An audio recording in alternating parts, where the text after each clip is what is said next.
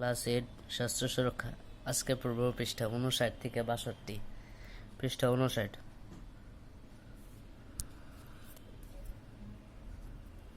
মানসিক চাপের বিভিন্ন ঘটনায় আমরা যেভাবে সাড়া দিই, প্রথমে নিজে ও পড়ার সহপাঠীদের সাথে তা বিশ্লেষণ করলাম। আমরা যে আচরণগুলো করে এবং তার ফলাফল নিয়েও আলোচনা করলাম। মানসিক চাপের পরিস্থিতিতে সাধারণত অস্বস্তি, উদ্বিগ্নতা, ভয়, বিরক্তি, হতাশা, অসহায় বোধ, রাগ প্রভৃতি অনুভূতি হয়ে থাকে। মানসিক চাপ সবসময় কি খারাপ? আমরা কি খেয়াল করেছি সকালে যখন স্কুলে যাওয়ার সময় হয় তখন খুব সচেতন থাকি, আগে আগে প্রস্তুতি নেই যেন দেরি না হয়ে যায়। তখন এক ধরনের মানসিক চাপ হয়। উদ্বিগ্ন বোধ করি এই ভেবে যে স্কুলে পৌঁছাতে যদি দেরি হয়ে যায় তাহলে সকালের সমাবেশে অংশগ্রহণ করতে পারবো না।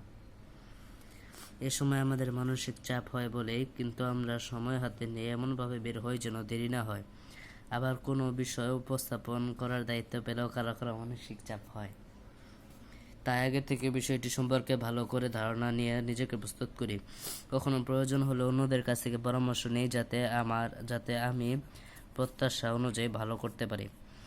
এভাবে মানসিক চাপ কখনো কখনো কোনো পরিস্থিতিতে প্রত্যাশিত ফলাফল পেতে এবং এমন পরিস্থিতিতে আমাদের করণীয় সম্পর্কে সিদ্ধান্ত নিতে সহায়তা করে। তাহলে এবার আমরা একটু দেখে নিই মানসিক চাপের ঘটনায় আমার সারা চোখের কোন কোন ক্ষেত্রে মানসিক চাপ হলে আমার উপরে তার কেমন প্রভাব পড়েছে।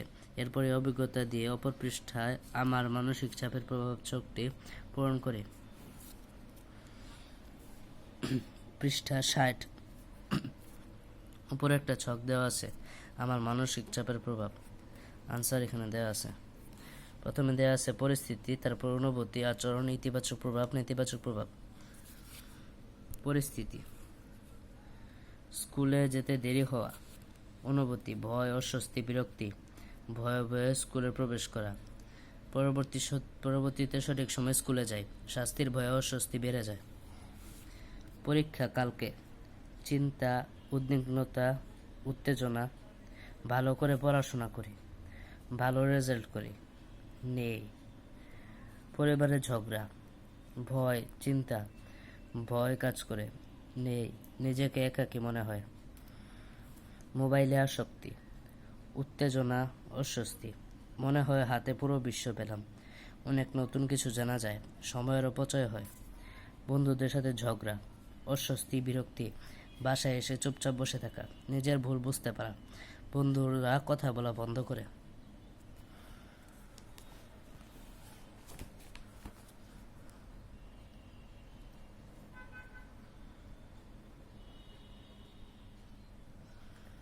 তারপরে মানসিক চাপ হলো বিভিন্ন চ্যালেঞ্জ বা ভীতিকর পরিস্থিতিতে আমাদের শরীরবৃত্তীয় সাড়া। আমরা প্রত্যেকেই জীবনে বিভিন্ন সময়ে চ্যালেঞ্জ বা ভীতিকর পরিস্থিতির সম্মুখীন হই, ফলে কম বেশি মানসিক চাপ হয়। মানসিক চাপকে সাধারণত নেতিবাচকভাবে দেখলেও আজ কিন্তু আমরা এর ইতিবাচক দিকগুলো আবিষ্কার করলাম। কোনো বিষয়কে আমি কোন দৃষ্টিভঙ্গি দিয়ে ব্যাখ্যা করছি এবং এই পরিস্থিতিতে কীভাবে মোকাবিলা করছি তা কিন্তু খুবই গুরুত্বপূর্ণ ভূমিকা পালন করে। অতিরিক্ত মানসিক চাপ শরীর ও মনের উপর ক্ষতিকর প্রভাব বিস্তার করে।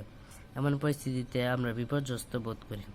ইতিবাচক আচরণের মাধ্যমে মানসিক চাপ ব্যবস্থাপনার দক্ষতা শারীরিক ও মানসিকভাবে নিজেদের ভালো রাখতে সাহায্য করে।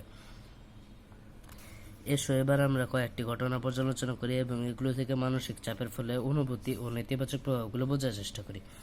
এখানে 3টা ঘটনা দেওয়া আছে, এগুলো তোমরা পড়ে নেবে। এগুলো পড়লে অনেক সময় চলে যাবে, তোমরা বাসায় নিজেরা এগুলো পড়ে নেবে। তারপরে সহপাঠীদের মাঝে আমরা 3টি ঘটনা পর্যালোচনা করেছি। আমাদের পরিবার, প্রতিবেশী, আত্মীয় পরিজনের মধ্যেও মাঝে মাঝে এমন অনেক ঘটনা ঘটে থাকে। পত্রিকার সংবাদ মাধ্যমের মাধ্যমেও আমরা প্রায় বিভিন্ন কারণে মানসিক চাপের ঘটনায় তা ব্যবস্থাপনার দক্ষতার অভাবে অনেক নেতিবাচক অর্থাৎ ক্ষতিকর সিদ্ধান্ত নেওয়ার কথা জেনে থাকি। আমাদের পরিবার ও প্রতিবেশীদের কাছ থেকে এবার তাদের নিজেদের জীবনের বা পরিচিত কারো কাছ থেকে মানসিক চাপের পরিস্থিতি নেতিবাচক অর্থাৎ ক্ষতিকর সিদ্ধান্ত নেওয়ার ঘটনা সম্পর্কে জেনে আসি। আমরা নিজেদের পরিবার ও প্রতিবেশীদের কাছ থেকে প্রাপ্ত তথ্যগুলো সংবাদ সম্মেলনের মাধ্যমে উপস্থাপন করেছি, অন্যদের কাছ থেকে জেনেছি। এবার এই অভিজ্ঞতা থেকে মানসিক চাপের কারণে আমাদের শরীর ও মনের উপর বিভিন্ন ধরনের নেতিবাচক প্রভাব বক্সটি পূরণ করি। এখানে বক্সটির উত্তর দেওয়া আছে। মানসিক চাপের কারণে আমাদের শরীর ও মনের উপর বিভিন্ন ধরনের নেতিবাচক প্রভাব। প্রথমে মাথা ব্যথা হওয়া, রাগ ও বিরক্তি, মেজাজ খিটখিটে থাকা, অস্বস্তি লাগা ও অসুস্থ হয়ে পড়া, দায়িত্ব অবহেলা করা, খুব কম বা বেশি ঘুম হওয়া। আজকের ক্লাসটি এই পর্যন্ত। পরবর্তী ক্লাসটিতে এরপরের থেকে আলোচনা করা হবে। ভিডিওটি ভালো লাগলে লাইক করো এবং চ্যানেলটিকে সাবস্ক্রাইব করো। বাই।